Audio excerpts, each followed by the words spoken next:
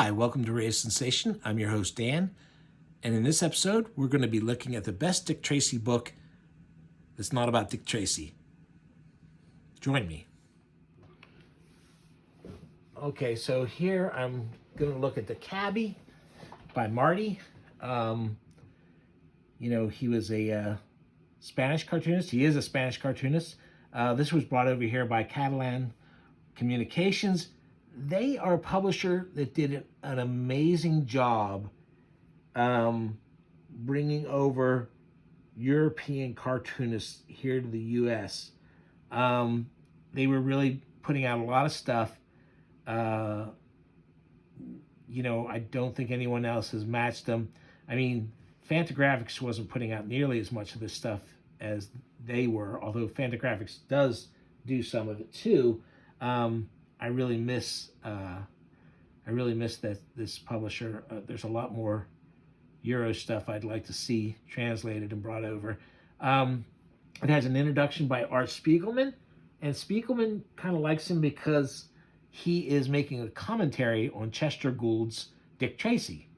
As you can tell from the artwork, this is very heavily influenced by Dick Tracy.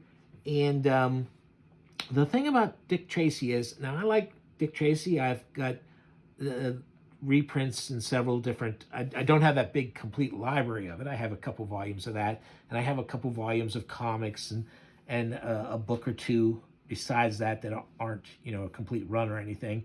So I have a lot of Dick Tracy. I like Dick Tracy. But the thing about the Dick Tracy is the moments in Dick Tracy that we all remember, the grotesque villains, the terrible violence that's inflicted on some of the people, and the horrible deaths, those happen in Dick Tracy, but it was a daily strip. So when you read those collections and stuff, there's a lot of stuff going on besides those moments you remember, and not all the stories end up with those kind of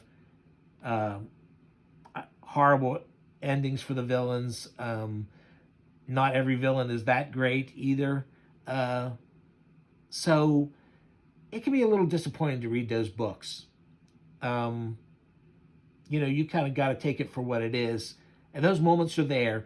But the thing about the Cabbie is, what Marty has done is he's taken all that subtext and of how cruel life is and stuff, the things that are kind of bubbling under about the way people are, the citizens are treated and what happens to them, and the casual cruelty that sometimes the supposed good guys will take on people.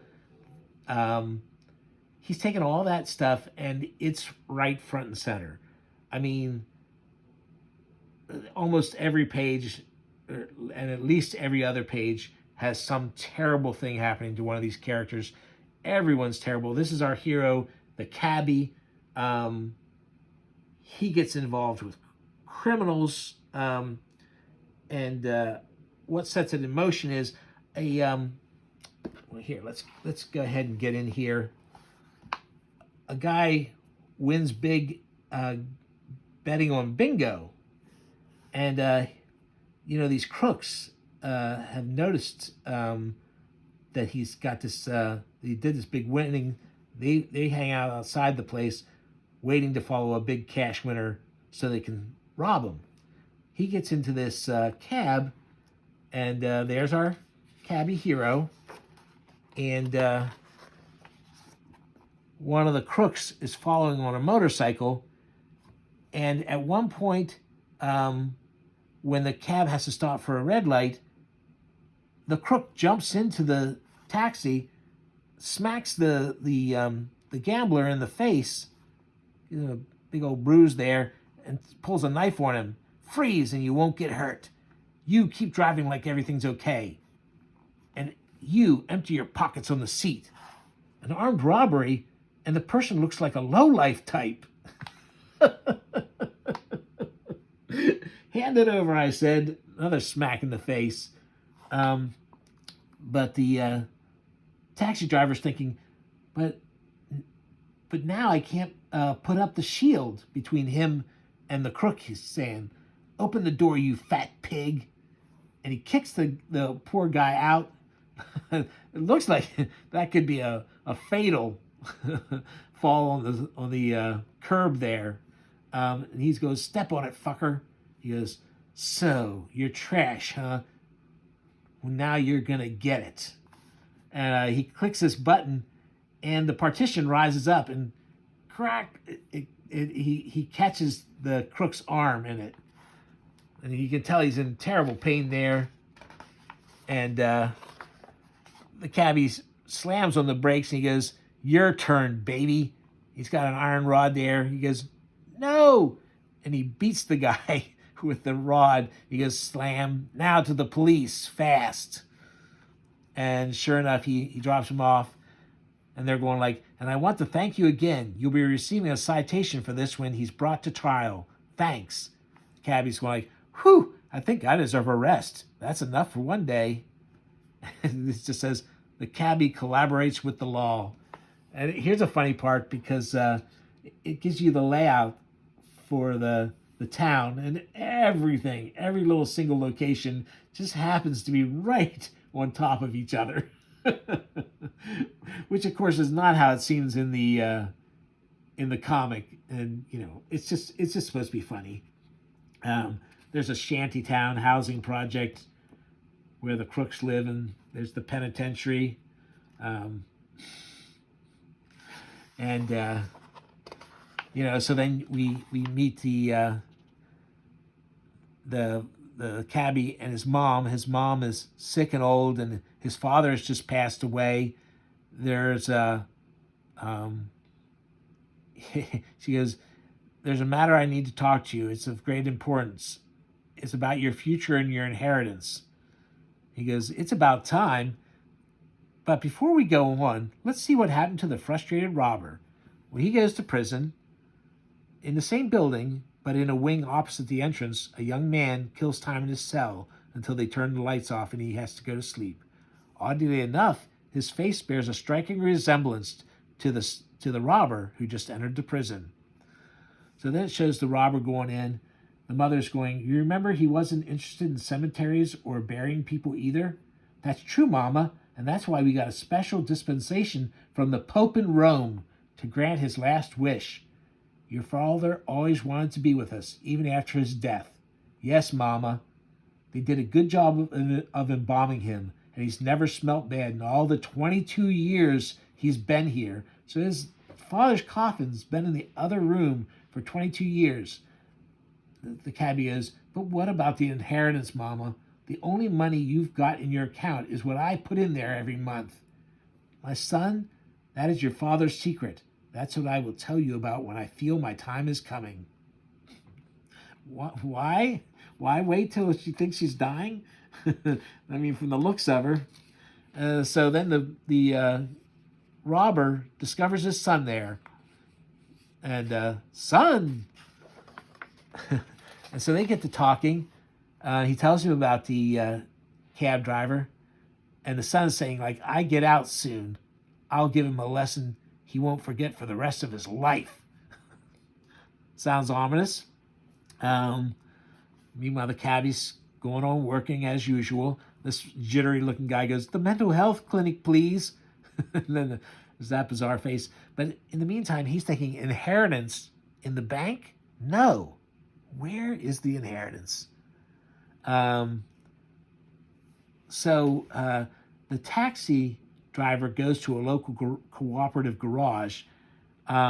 He goes, he's telling the cabbie, he's outfitting his car like he's 007. "First, put the blocking device in the back doors. Then install the tubes that will send out the tear gas. I also put an electric shock system in all the metal parts in the back seat." So he's getting a hell of a cab put together for himself. He goes, the son's talking to the dad before he goes, "Before I leave, I want to tell you that, well, I'll do whatever's necessary." And his father goes, "But don't ever get in that bastard's taxi. It's very dangerous." So the son's out. He finds out where the taxi driver lives. he goes to the sewer pipe to get something. And meanwhile, his mother's up there praying by the father's coffin. So he lives with his mother, huh? He goes up there, crunch. Taxi driver's coming home with flowers for his mom. And on his door is a dead rat with flies all around it. Rats like you end up like this one. Dun, dun, dun. But what is this? He comes in. Mama! Dear Mama! Mama, what happened? My son, a blonde man came in the house, hit me, and asked for you. I fainted and woke up and saw the whole world upside down. Horrible! Son, I feel terrible. It's my heart. Put me on the sofa. She'll die any minute now. Who was that man, son? Mama, do you feel like you're going to, are you feeling very bad? Yes, my heart. It's killing me. I'm saying this because, I think you should tell me where do you understand? What? So I'm lying here dying and all you're interested in is knowing where the inheritance is, huh? But Mama, sooner or later you're going to die, right? In the name of all the saints, well, I'm not dead yet, nor do I have any intention of dying. You confused the sofa with a coffin. But Mama, but meanwhile, back in the room where dear father's corpse lies, the crook is still there. The son is still there. All right, everything's fine. If you don't want to die, then don't. But if you kick off without telling me where the money is, boo-hoo-hoo, I don't want to die yet, boo-hoo-hoo. Bad boy, worse than a bad boy. You don't deserve what your father saved by not eating enough. Meanwhile, these people have a corpse in their home. With or without a corpse, no one's going to escape my vengeance. Whatever the hell that means. This lady is so stubborn that she can resist indefinitely. Mama, the inheritance. Yes, son, I'm going to die. The inheritance which your father left you is, in the same place wherein, in his coffin. What? Meanwhile, the crook hears that. What? And now I can die. Now, I guess the mother, because she was passed out upside down, she didn't know the robber was in there. The son didn't know the robber was in there. No, Mama, don't die, dear Mama. I didn't want you to. Forgive me, Mama. Boo-hoo-hoo. Damn it. There's no way to get it open. It's sealed shut. So the robber's trying to get in the coffin to get that inheritance. And I should have found out how much money was inside, but how do I get it out of here? Then he decides he's going to throw it out the window. He does. Crash. And he's shimmying down. Damn it, the coffin's still in one piece. It's sealed and the inheritance is inside. How do I move it? So somehow there is a hearse there. Good luck for him, right? Whoever thought my father would take his savings to the grave with him? What? My mother's killed by a stranger? My father's body gone? The inheritance my parents left me. Stolen. No. Suddenly, a blinding light fills the room. The cabbie realizes where the stream of light is coming from. A little picture of St. Christopher, the patron saint of motorists.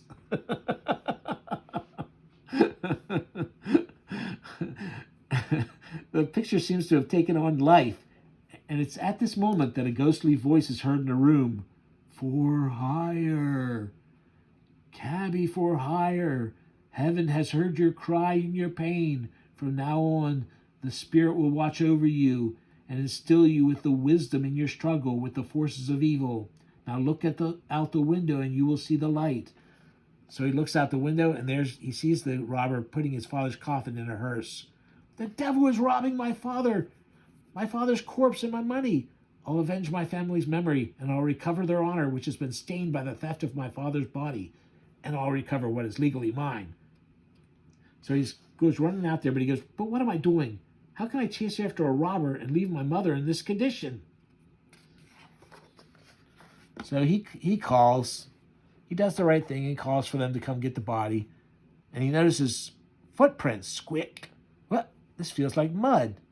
It's a footprint. It must be the footprint of the man who came into my home, attacked my mother, and stole the coffin. And this green mud, as far as I know, there's only one place in the city where you can find this greenish mud, the sewage dump.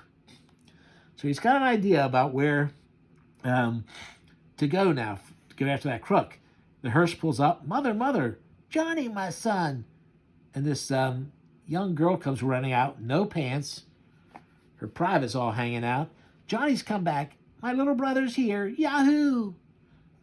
Little brother? So I guess she's older than she looks? I don't know. My son, your father's disappeared. It's been a week since we've heard anything from him. No, mother, calm down. Father will be away on a vacation. Oh, no. And what are you bringing here? You know that no one wants to buy corpses now. We're not going to get any money out of this. Ha ha ha! Surprise, surprise! So they bring in the corpse, the coffin. They're going to open it up and get the inheritance. Meanwhile, he figures out who it is that's robbed him, and he knows where he went because of the greenish mud. So he's driving there in his taxi. Johnny, a taxi's coming. So he's found me, huh? Well, this creep is going to help me avenge my father in spades. So the cabbie comes up, goes in. She's in there, no pants on. Where's your father? Well, your father's in jail, of course. Where's the rest of your family? They left, sir. What do you want? You must be the youngest daughter. I want you to tell me what time the blonde man I'm pursuing must be your brother. Brother is coming to eat. We don't eat here, mister. You don't eat, huh? Well, I'm not in a hurry. I'll wait. While you're waiting, sir, can I do anything for you, sir? What do you mean? Do you want a drink? So she's laying all over him.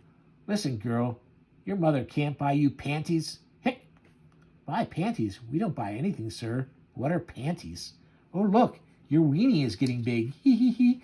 Let's see that little weenie. Hee hee hee. Kid, what are you doing? Girl, no, what are you doing to me? What's this urchin done to me? She's, oh no, good God, forgive me. Yum. Everything making my head spin, getting cloudy. I can't see. Meanwhile, creak. Zzz, he's passed out. And now, Mr. Cabbie, you're going to see how we live here. And they kick him down there. And so that's page 23. And you see how long this is? Every character gets tortured, wounded, and most of them end up being killed. It's just crazy. It's just over the top,